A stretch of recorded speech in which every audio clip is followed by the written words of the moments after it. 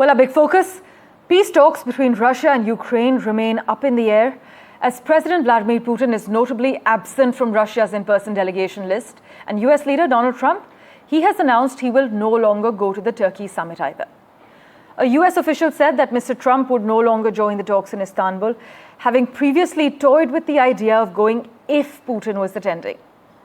Russia announced their delegation list just last evening, and the list did not include Putin's name. Instead, the delegation included his advisor, his deputy defense minister, and the director of the main intelligence directorate of the GRU, which is Russia's military intelligence agency.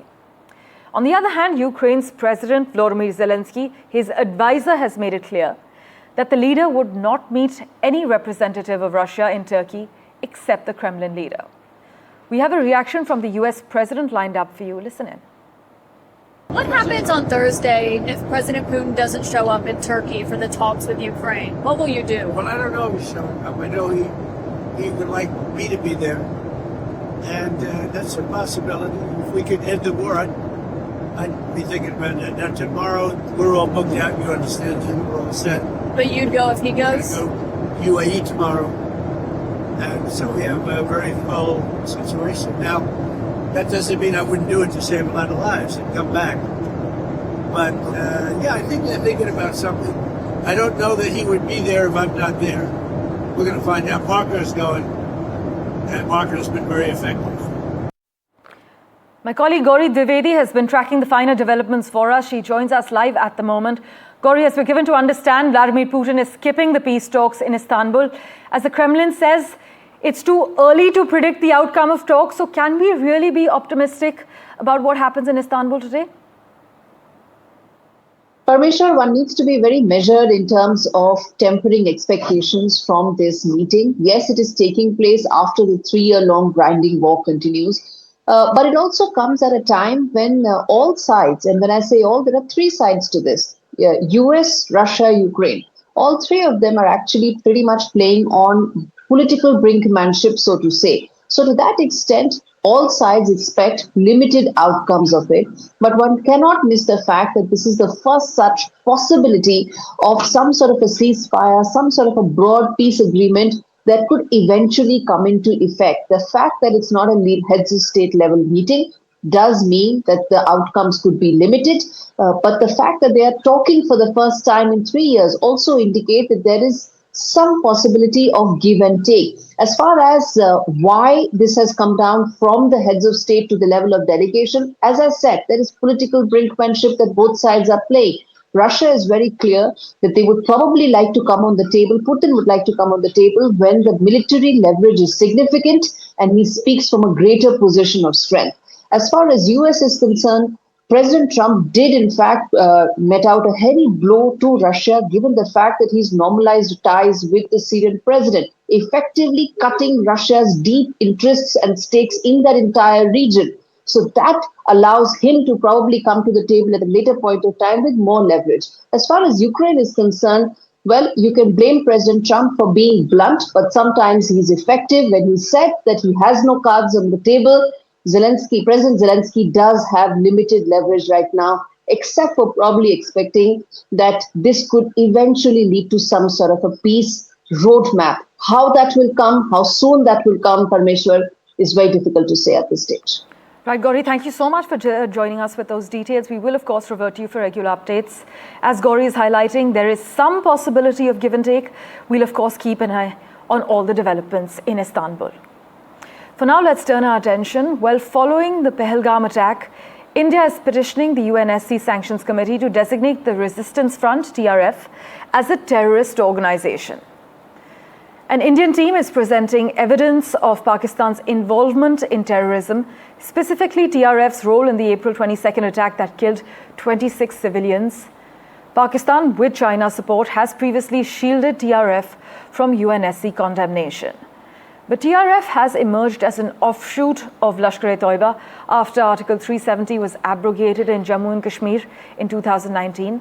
And the National Investigation Agency's probe has nailed TRF's involvement not just in planning and killings, but also recruiting terrorists and smuggling weapons.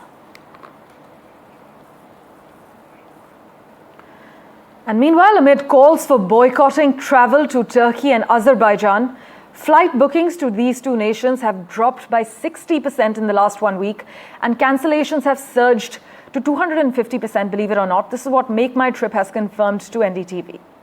The two countries had openly supported Pakistan after India had launched airstrikes under Operation Sindoor on 9 terrorist sites in Pakistan and Pakistan-occupied Kashmir. But following this, Indians launched a campaign on social media to boycott travel to Turkey and Azerbaijan. By the way, as per latest reports, the Confederation of All India Traders, which has about 40,000 aligned associations and about 80 to 90 million members, they have also urged Indian citizens and traders to boycott travel to Turkey as well as Azerbaijan.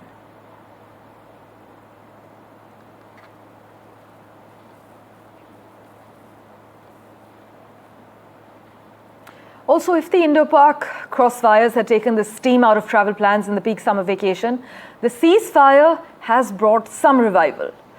To the relief of the travel industry, they are seeing this stream of cancellations die out as far as other routes, minus Turkey and Azerbaijan, are concerned, though travelers are still treading with caution, as you can imagine. Flight operations have normalized post the ceasefire, so 32 airports in India are now fully operational. There are no curbs on civilian flights, as existed last week, so the temporary curbs have been lifted on civilian flights in India, but you must note that strict security checks still remain. Tanushka Datta has been tracking the latest for us. She joins us over the phone line at the moment. Tanushka, so as we're given to understand, all airports are functioning normally for civilian flights in India. Take us through also whether there's been a recovery in demand for both domestic and international routes.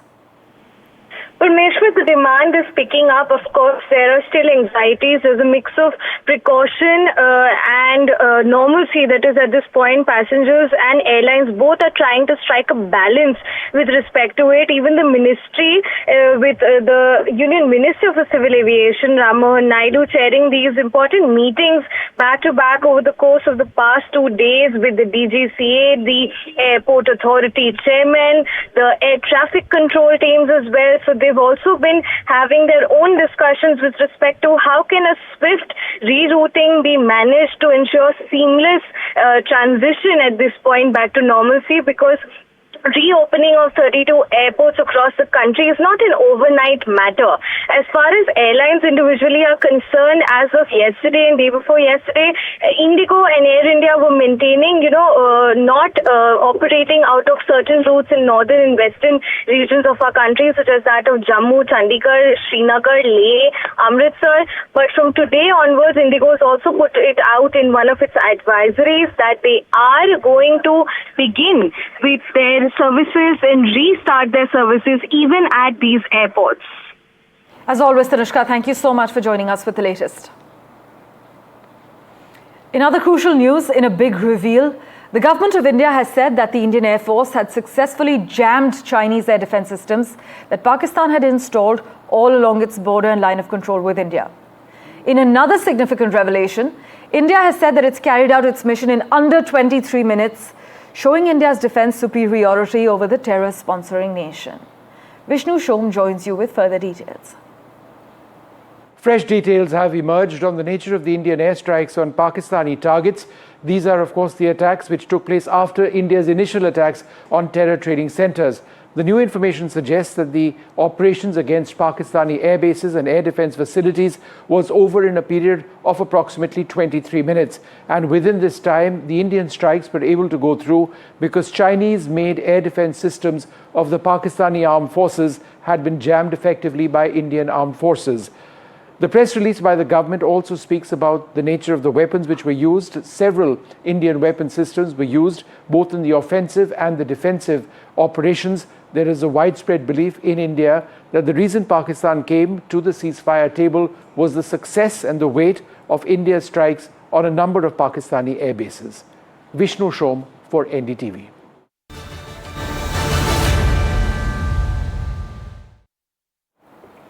Well, US President Donald Trump announced an economic exchange with Qatar worth $1.2 trillion as the deal-making between the US and the Gulf kept flowing. Washington and Doha vowed to deepen their defense partnership, while Qatar said it would buy up to 210 jets from US aircraft giant Boeing, which is a deal touted as the largest in the company's history. Trump has long been fascinated with aviation and sees it as a key to diplomacy. This is what analysts have noted, allowing world governments to appeal to him through the persuasive power of planes.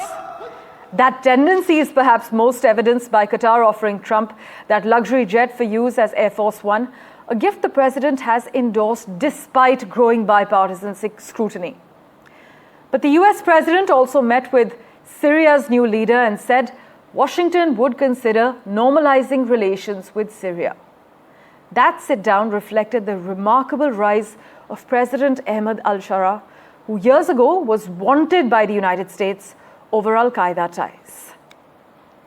For an expert view on the matter, we have with us this morning James Dorsey joining us on NDTV. Mr. Dorsey, thank you so much for your time.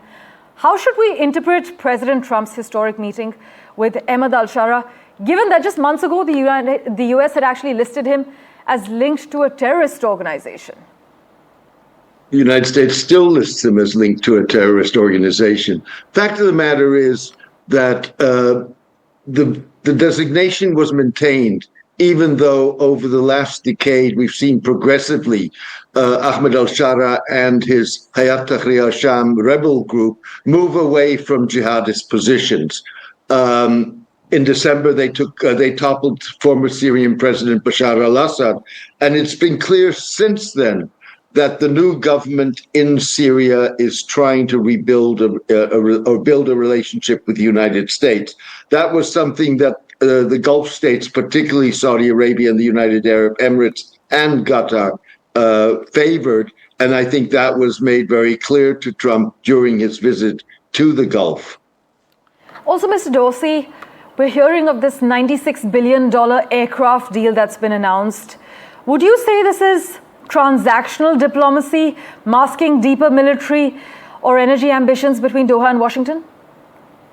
Well, clearly, this is, at the moment you have about $3.6 trillion in Saudi, Qatari, and Emirati business deals, investments, yes, acquisitions from the United States. Those are huge amounts, of course. But what they do involve much closer cooperation between those Gulf states and the United States in military terms, in aviation, in technology, all of the kind of issues that the Gulf states and the United States are interested in. Right, and then would you argue that this trip is primarily about business and optics? Or is there a deeper geopolitical recalibration underway as far as US Gulf relations are concerned? I think it's both. Now, how far the geopolitical realignment goes, we'll have to see. In many ways, if you look at what Trump was saying in his speech, his major speech in Saudi Arabia, he essentially was putting the Gulf states, if not on par, but much closer to being on par with Israel in terms of their relationship to the United States and their importance to the United States. A lot of what Trump has done has been not what Israel wanted and perceived to be in its interest. Right. Now, what that all means, I think remains to be seen. I would see as the litmus test of the geopolitical aspects of the Trump trip two things. One is whether the United States acts on Israel's military presence in Syria, and that's complicated given that Trump, in his first term, recognized Israeli annexation of the Golan Heights, occupied during the 1967 Middle East War, and the second litmus test, of course, is whether he pushes seriously with leverage towards a ceasefire in Gaza. Yes, we are keeping a close eye on all those developments. But then, Mr. Dorsey, looking at the full arc of Trump's Middle East tour, Saudi Arabia, Syria, Qatar, and next the UAE, do you think there's a story we're perhaps not paying enough attention to? I think the greatest story here is really, or not the greatest story, an important story here is domestic U.S. With other words, what we're seeing is a policy pursued by Trump during his Gulf visit that is in line with the Make America Great Again faction of the Trump administration, which is much more critical of Israel, does not see Israeli and U.S. and Israeli interests by definition being identical, versus the pro-Israel faction or pro-Israel figures within the administration who've lost a number of battles in recent months. Right. Meanwhile, as we wrap, I just want to touch upon another aspect, which is Trump's tone on Iran. It seems to have shifted from pressure to peaceful intent.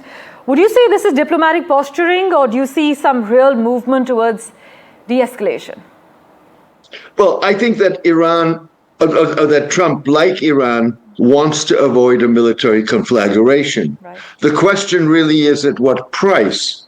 Trump has said very clearly he does not want to see enrichment of uranium in Iran. He wants ballistic missiles and the Iranian relationship to non-state allies in the region to be part of any agreement. Iran has said none of that is negotiable. What's important here, I think, also is that the Gulf states are obviously concerned about the nuclear issue, but they are far more concerned about ballistic missiles and relationships to non-state allies. And so whether or not that bridge or that gap in the negotiations can be bridged is what we're going to have to wait and see. Yes, and we will, of course, revert to you for regular updates. Thank you so much, Mr. Dorsey, for your time. We really appreciate it. My pleasure. Thank you. On that note, we're slipping into a very quick commercial break. Back in a moment with the latest updates. Do stay tuned.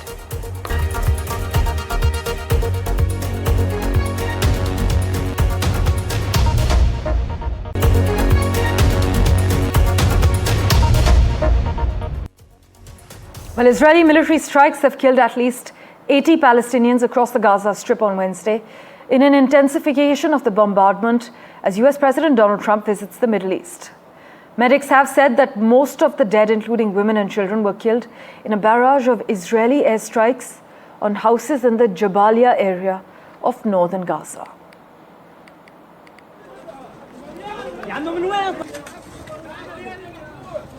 And with that, let's turn our attention now to the neighborhood, to Bangladesh specifically, where the International Monetary Fund is set to actually release $1.3 billion to Bangladesh in June after completing a fourth review of its $4.7 billion loan program and a key breakthrough in talks on exchange rate reforms. This is what the country's finance ministry has confirmed.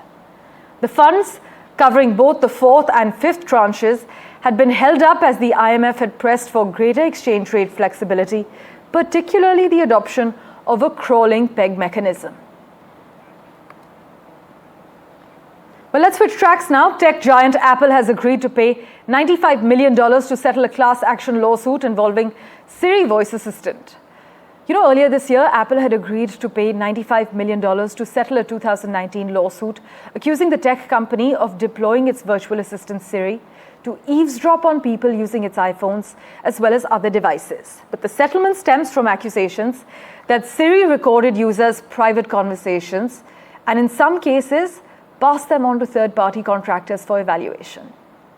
Apple users can now file claims with the new website set up for this case, and the $95 million settlement, it stems from public backlash after a 2019 investigation by The Guardian revealed that Apple contractors had access to sensitive audio recordings from Siri, including private medical details and personal conversations, as I mentioned. And meanwhile, Burberry has launched a major cost-cutting drive, putting up 1,700 jobs at risk after it slumped into the red following a hefty fall in sales, actually. Britain's biggest luxury fashion brand made a pre-tax loss of £66 million for the 12 months to 29th March, compared with a £383 million profit in the previous year. Revenue for the year was actually down 17%, and Burberry, famed for its signature check, said it had suffered a challenging first half and warned of a difficult macroeconomic backdrop. With that, let's turn our attention now to Hyderabad, where the 72nd edition of the Miss World pageant is taking place. The ceremony was held at the Gachibowli Stadium in Hyderabad with Telangana Chief Minister Revanth Reddy officially declaring the event open, as you can see. More than 110 contestants from across the globe are participating in this event, and Miss India Nandini Gupta is representing the host nation. But this pageant will run for about 22 days until the 31st of May, with various events planned throughout. What exactly is planned? Well, listen in to Uma's report.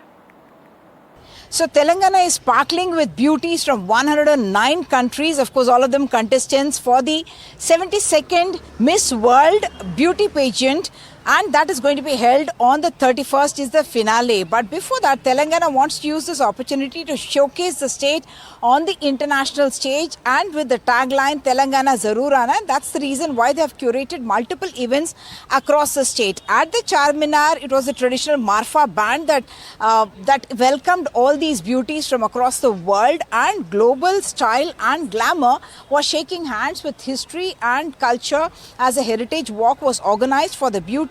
And there was not just a photo shoot at the 400-year-old monument. The dignitaries also shopped at the Lad Bazaar, or what is also called the Churi Bazaar, for the lakh bangles, for the zari work, and also for the pearls that are available there.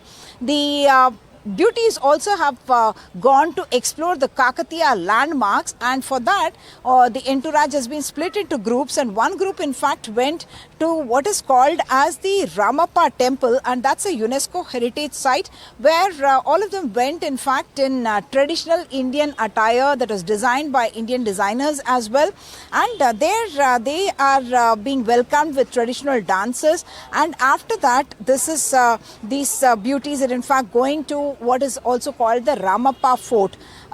One stop for them was at, of course, the 1,000-pillar temple, the Warangal 1,000-pillar temple, which is the oldest Shaivite temple, and there they are going to be praying to Lord Rudreshwara, and of course photo shoots everywhere it will happen.